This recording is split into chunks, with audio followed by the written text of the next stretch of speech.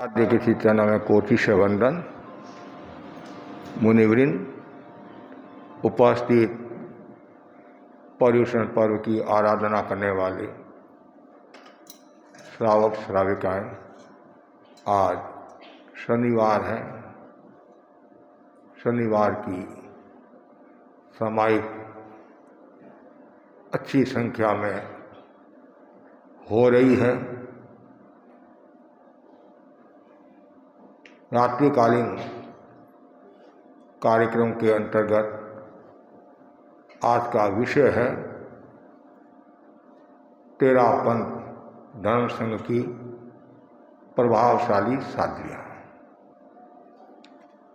आचार्य तुलसी ने तेरापंथ प्रबोध में लिखा है, श्रद्धा स्वीकारो तेरा,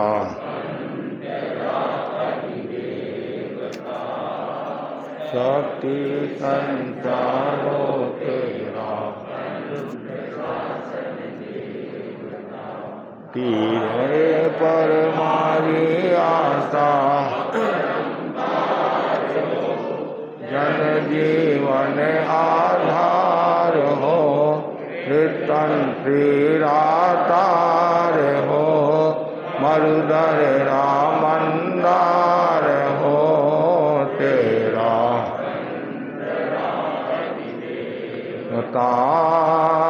श्रद्धा स्वीकारो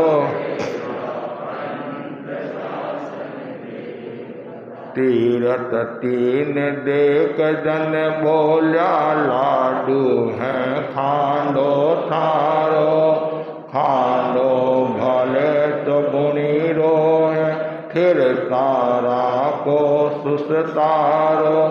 ओ संता सत्यारी दीक्षारो, इकरार हो तेरा पंतरा अधिदेवता, श्रद्धा स्वीकारो तेरा।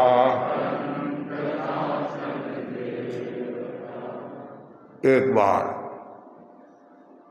आचार्य भिक्षु से किसी ने पूछा,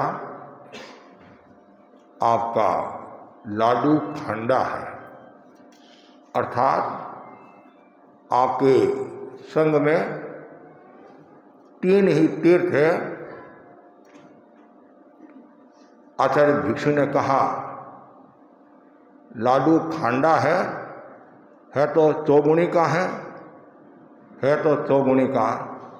मिठास है, हाँ है, तो फिर कोई समस्या वाली बात नहीं है। खांडा लाडू से तात्पर्य ये है, चार तीर्थ होते हैं, साधु साध्वी श्रावक श्राविका। तो धर्म संघ में उसमें तीन तीर्थ थे। साध्वियाँ की दीक्षा नहीं हुई थी।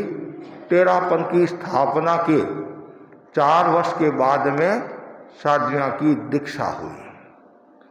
सर्वप्रथम आचार्य भिक्षु के पास में 3 बहनें दीक्षा लेने के लिए आई थी, कुशाला जी, अजबू जी, मट्टू जी। और आचार्य भिक्षु ने उनकी कड़ी परीक्षा करके योग्य समझकर उन साध्वियों को दीक्षित किया। और सबसे छोटी जो कुशाला जी सबसे छोटी थी, लेकिन आचार्य भिक्षु ने उनको बड़ा रखा, कुशाला कुशल कुशल कुशल। और उसके बाद में तेरापंथ धर्म संघ में बढ़ोतरी होती गई। इन 3 साध्वियों का बहुत बड़ा उस समय योगदान रहा। और कुशाला जी के जीवन में अनेक उतार चढ़ाव भी आए, लेकिन आचार्य भिक्षु का उन्होंने दिल जीता और संघ की प्रभावना में उनका महत्वपूर्ण योगदान रहा। आचार्य भिक्षु के शासनकाल में अनेक प्रभावशाली साध्वियाँ हुई। साध्वी हीरा जी पचपदरा की थी, साध्वी बरजू जी, जोता जी आदि अनेक साध्वियाँ शक्तिशाली और शीलवान, चरित्रवान, ज्ञानी ध्यानी साधना हुई। आचार्य भारमली स्वामी के शासनकाल में अनेक साधुआं ऐसी हुई जिन्होंने दिन शासन की प्रभावना में और धर्म संघ की प्रभावना में महत्वपूर्ण भूमिका निभाई। उसमें एक साध्वी का उल्लेख मैं आपके सामने कर रहा हूं, साध्वी दीपा जी। आचार्य भिक्षु के समय साध्वियों की व्यवस्था बरजू जी संभालती थी। आचार्य भारमली स्वामी के समय साध्वियों की व्यवस्था हीरा जी संभालती थी और आचार्य ऋषि रायचंद जी स्वामी के शासनकाल में साध्वी दीपा जी साध्वियों की व्यवस्था संभालती थी, देखभाल करती थी। साध्वी दीपा जी एक शक्ति संपन्न साध्वी थी, साहसी साध्वी थी, शीलवान साध्वी थी और अनेक मंत्र की जानकार थी। मेवाड़ में देवगढ़ के पास में एक छोटा सा गांव है, ताल गांव है, वहाँ उनका जन्म हुआ और छोटी उम्र में नाबालिग अवस्था में उनकी शादी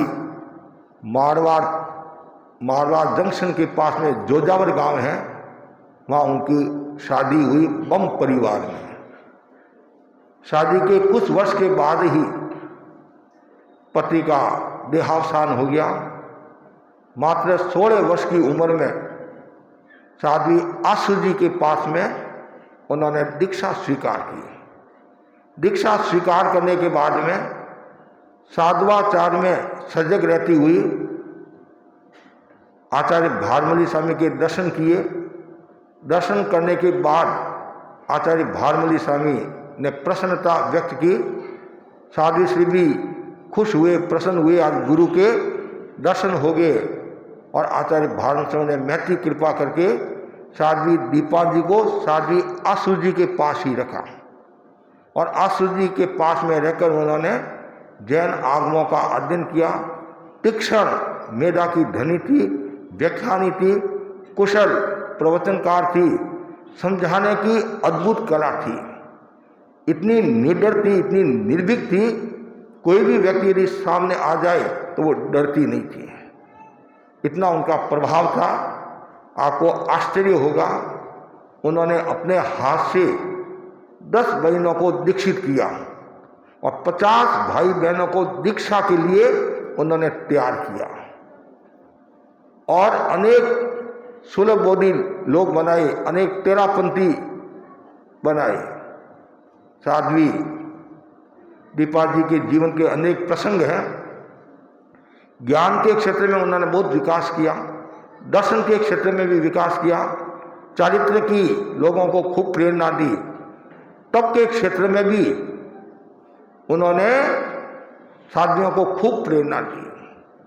तेरापन धन संघ में तपस्या की रुचि जगाने वाली जो साध्वियां में से एक साध्वी दीपा जी है और इनके पास में 2, 4, 5 साध्वियां नहीं रहती थी, 23 साध्वियां इनके सिंगाड़े में रहती थी और पूर्व चातुर्मास में 23 साध्वियां थी।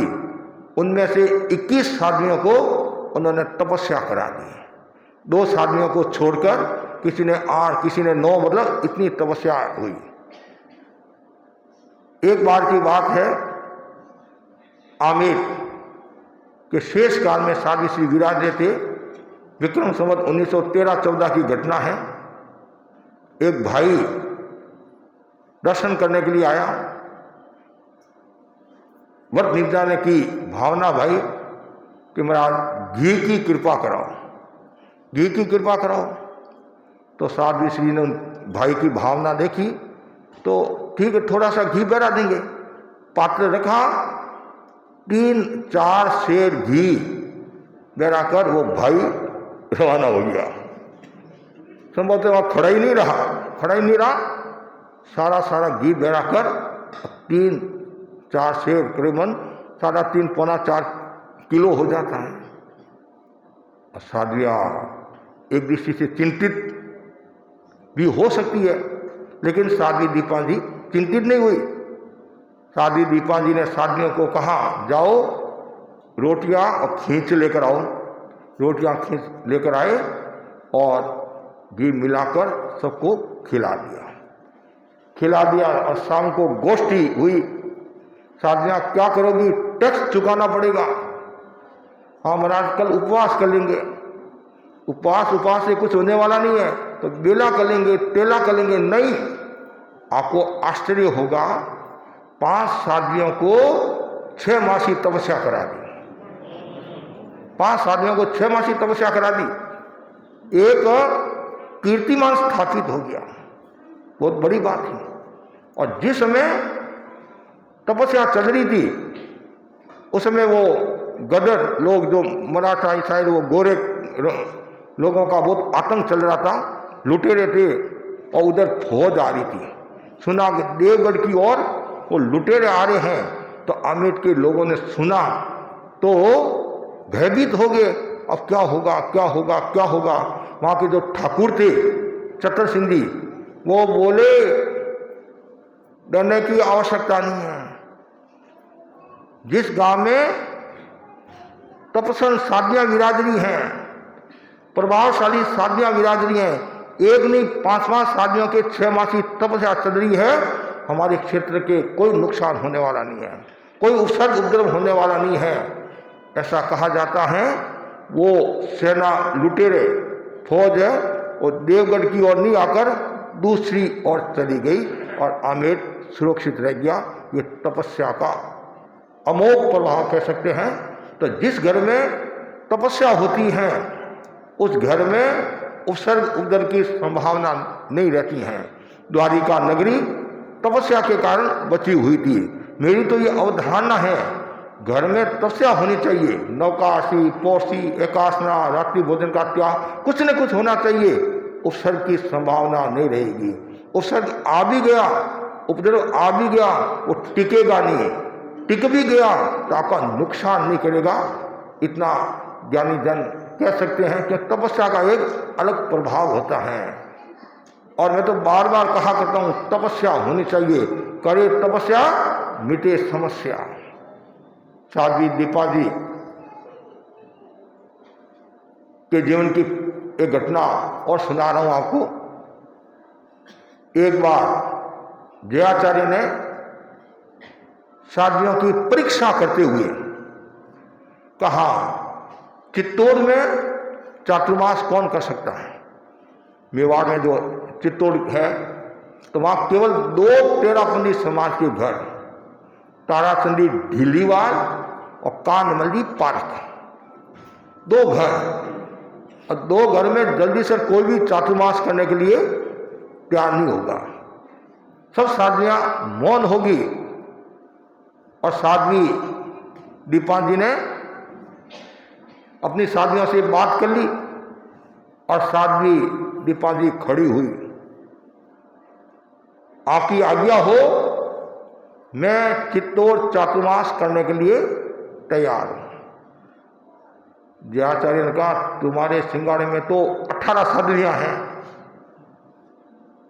तुम कैसे बोल रही हो? तैयार हो?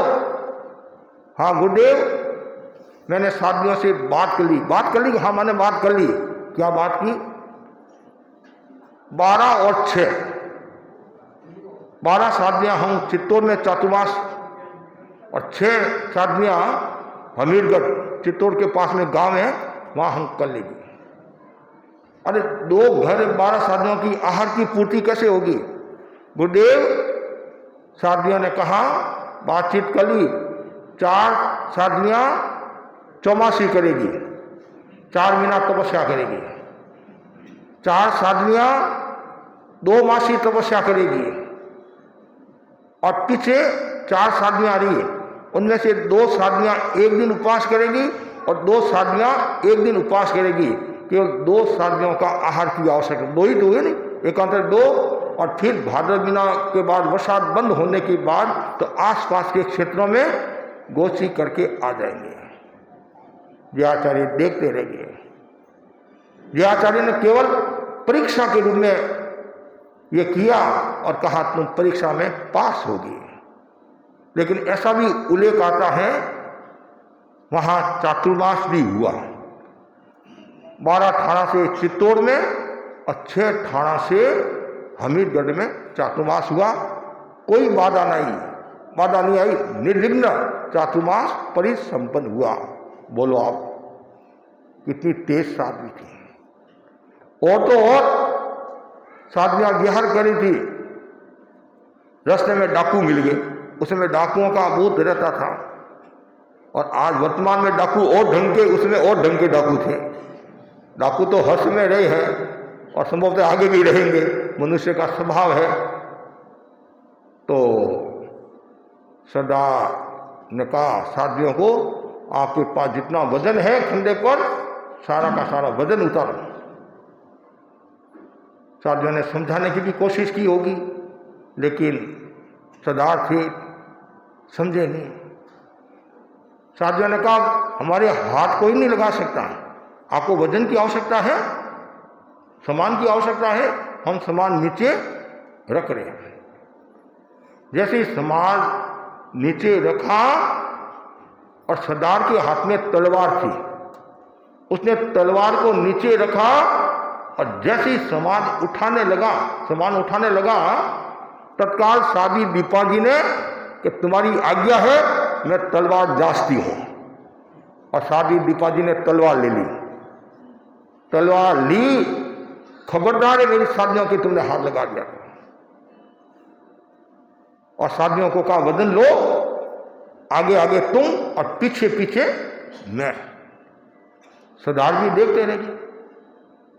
सरदार बोले माँ जी तलवार दे दो, तलवार दे दो। माँ जी किसकी सुनती है।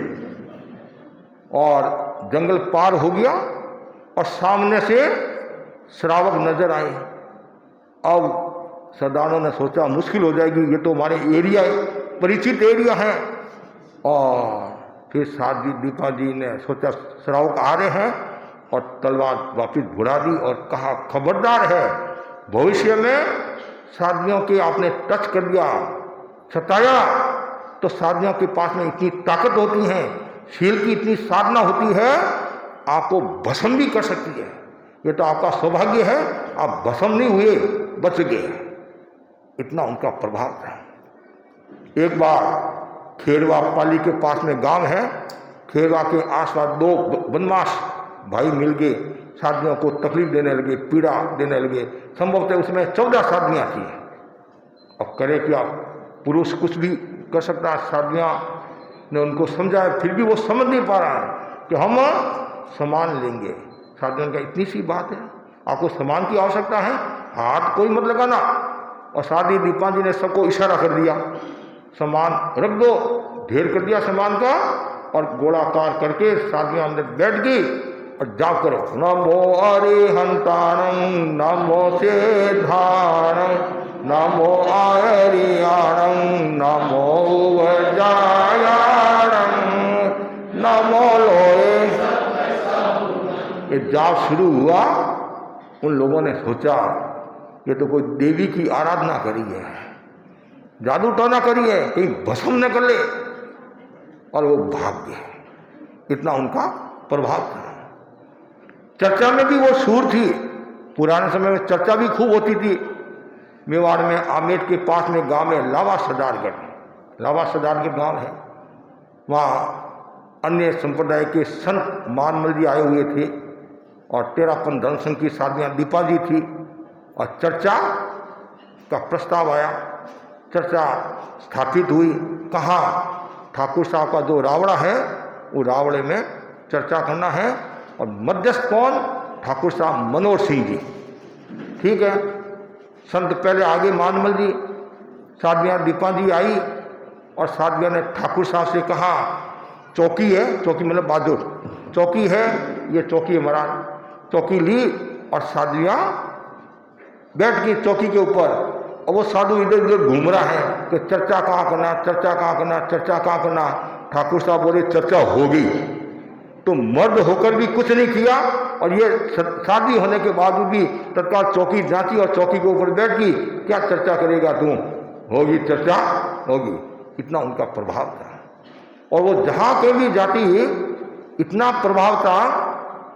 और जो ये देवी देवता भूतनी आदि लग जाती नहीं, चुड़ैल आदि लग जाती है, तो शादी दीपाजी आ जाती नहीं, वो सब भाग जाती। इतना उनका प्रभाव था। एक बार मेवाड़ में मोखुंदा गांव है, मोखुंदा गांव में तो शादी दीपाजी ने जयाचार्य को निवेदन किया, जयाचार्य को, कि आप मोखुंदा मत पधारना। मोखुंदा यदि पधारना भी पड़े श्रावकों के आग्रह पर, तो आप साध्वियों को साथ में मत ले जाना, वहाँ समस्या है, चुड़ैल आदि है, समस्या है। लेकिन योग की बात, जयाचार्य ने श्रावकों की बात को मान दिया और इतना ध्यान दिया नहीं, और साध्वियों को साथ में लेकर गए। और परिणाम ये आया, साध्वियों की तकलीफ होगी, चुड़ैल लगी आदि लगी, समस्या होगी। और आके शादी दीपाजी को याद किया, और जैसी दीपाजी आई और वो सब भागी। इतना उनका प्रभाव था, इतना प्रभाव था। एक बार जयाचार्य मुनि अवस्था में थे, उन्होंने पात्र रंगा तो शादी दीपाजी को बताया कि मैंने पात्र कैसा रंगा है। तो जीत मुनि के मन में आया, अच्छा पात्र रंगा तो शादी दीपाजी कुछ बोलेगी। जैसी पात्र देखा कि मोटा पुरुषा, कि हांडा कुंडा का काम तो मैं ही कर लेता हूँ। हांडा कुंडा मतलब पात्र का काम तो हम ही कर लेंगे, आप तो महापुरुष हो, मोटा पुरुष हो, आप तो कोई आगम की रचना करो। ऐसी बात चुभी। एक बार तो उनके मन में आया, लेकिन उनकी प्रेरणा से 15 सूत्र, भगवती सूत्र की जोड़े उन्होंने शुरू कर दी। ये जो मुपति आदि इस प्रकार दिख रही है, ये भी शादी दीपाजी की देन है।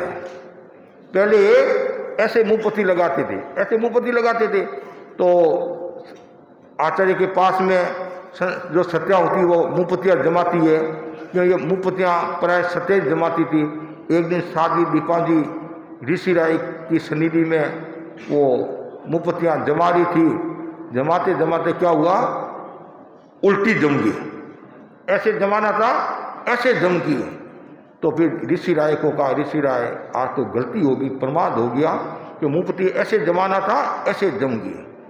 जैसे ये देखा, पास में जीत मुनि खड़े थे। जीत मुनि ने निहारा, देखा, और जीत मुनि ने अपना एक संस्मरण सुनाया कि मैं ऋषि राय के साथ में सौराष्ट्र की यात्रा करके, बालोतरा मेरा चातुर्मास था, और मैं जसोल गया, और उस समय कपड़े वैसे ही थे, और कोई बता नहीं सकता कि भाई तेरापंथी है, ये थानावासी है। तो जसोल गया और लोगों को पूछा गांव का है, कि धक्के हालो धक्के चलो, और धक्के जाते जाते गांव बाहर आ गया। लेकिन कोई मान नहीं, समान नहीं। आखिर वापिस चौक में आए, बाजार में पूछा भाई गांव है कहाँ है, कि महाराज तो गांव तो यही है।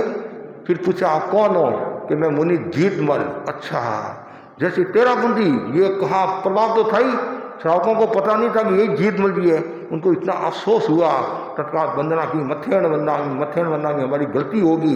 तो जयाचार्य ने, जीत मुनि ने थोड़ा उपालम भी दिया कि कम से कम व्यवहारिकता में कमी नहीं आनी चाहिए। क्यों, पीछे कारण यह था, मुपति वैसी और कपड़े भी वैसे थे, गंदे थे, तो वो पहचान नहीं पाए। तब ये सब देखकर साध्वी जी ने कहा ये उल्टी जमा दी। तब जीत मुनि ने कहा अच्छा है, तो ये संस्मरण सुनाया नहीं। और तत्काल फिर ऋषि राय ने साध्वियों को कहा बांधो, मुंहपत्ती बांधी कि अच्छी लग रही है। और तब से ये मुंहपत्ती शुरू होगी। ये 2000 की मुंहपत्ती, 2000 का नोट है नहीं ये मुंहपत्ती। और ऐसे, हाँ, ये भी शादी दीपाजी की देन है। ऐसी एक नहीं अनेक घटनाएं हैं। और साध्वी जी ने धर्मसंघ की बहुत सेवा की, उनके जितने गुणगान करे उतने थोड़े हैं। और साध्वी दीपाजी, ऋषि राय की बहुत कृपा थी। ऋषि राय खूब सम्मान देते थे। शादी प्रमुखा तो नहीं थी, लेकिन प्रमुखा के तुल्य थी। क्यों, प्रमुखा पद का सृजन तो जयाचार्य ने किया। लेकिन शादी दीपाजी जहाँ कहीं भी जाती, गुरु के गुणगान करना, संग पति के प्रति इतनी समर्पित थी जिनकी कल्पना नहीं कर सकते हैं। और अंत में उनका आयुष्य पूरा हुआ और संघ को छोड़कर मतलब अपने देश से विदेह की ओर प्रस्थान कर लिया, मतलब सदगति को प्राप्त किया। तो ऐसी साध्वी जी के बारे में मैंने कुछ बातें बताई हैं। उन साध्वी जी से हमें प्रेरणा लेना है कि किस प्रकार उन्होंने संघ की सेवा की है। एक साध्वी हमारे हुई है, साध्वी भूरा जी, मेवाड़ की साध्वी थी। मदारिया गांव है देवगढ़ के पास में, और शादी हुई पियर था देवरिया, पियर देवरिया ससुराल मदारिया था। तो वो पियर गई, और पियर गए कुछ दिन हुए होंगे, और तत्काल एक आदमी आया कि आपके पतिदेव बुला रहे हैं, यदि आप भोजन करे हो तो हाथ गांव में आकर धोना। कहते ना, हाथ गांव में आकर धोना। हुआ क्या, कोई घटना तो कुछ नहीं हुई, तो फिर क्यों बुला रहे हैं, क्यों बुला रहे, क्या बात है? कि कोई बात नहीं है, लेकिन हीरालाल जी पति था, उन्होंने आपको कोठारी ने बुलाया है। तो ठीक है, आए, देखा सब स्वस्थ है। हीरालाल जी ने कहा मेरा 3 दिन का आयुष्य है, और ज्योतिष के जानकार थे, 3 दिन का आयुष्य है, और 3 दिन पूरा हुआ और वो समाप्त हो गए। तो साध्वी भूना जी के मन में वैराग्य भावना जगी, और फिर कालूगुणी के कर कमलों से उन्होंने दीक्षा दी, और उन्होंने खूब तपस्या की, बड़ी बड़ी तपस्या की। और विक्रम संवत 2018 आमिर मर्यादा महोत्सव के आसपास लावा सरदार दिन का चातुर्मास था, 12 मासी तपस्या की। तेरापन धर्म संघ में 12 मासी तपस्या करने वाली ये एकमात्र साध्वी, मतलब 336 दिन, वो 27 दिन की तपस्या के हिसाब से हमारे तेरापन धर्म संघ में 27 की तपस्या से लेकर 33 तक की जो तपस्या होती है वो मास खमन की श्रेणी में आती है। ऐसे एक विधान बनाया हुआ है। तो एक लघु मास, एक गुरु मास, चंद्र मास और सूर्य मास के हिसाब से उन्होंने 336 दिन की तपस्या की थी। हाँ, अब हमारे यहाँ जो तेरापन धर्म संघ में जो तपस्या होती है, पानी के आगार से भी होती है, और छाछ होती है, छाछ को जो गर्म करते हैं उसके ऊपर जो आँच, जो पानी होता है, उस पानी के आधार पर उन्होंने ये 336 दिन की तपस्या की थी। तो आज मैं साध्वी कुशाला जी, साध्वी दीपा जी और साध्वी भूरा जी को नमन करता हूँ। इन्होंने संघ की सेवा की, आत्मा की आराधना की, तपस्या के द्वारा खूब संघ प्रभावना की। ऐसी साधवियों के प्रति आध्यात्मिक मंगल कामना। द्वितीय चरण।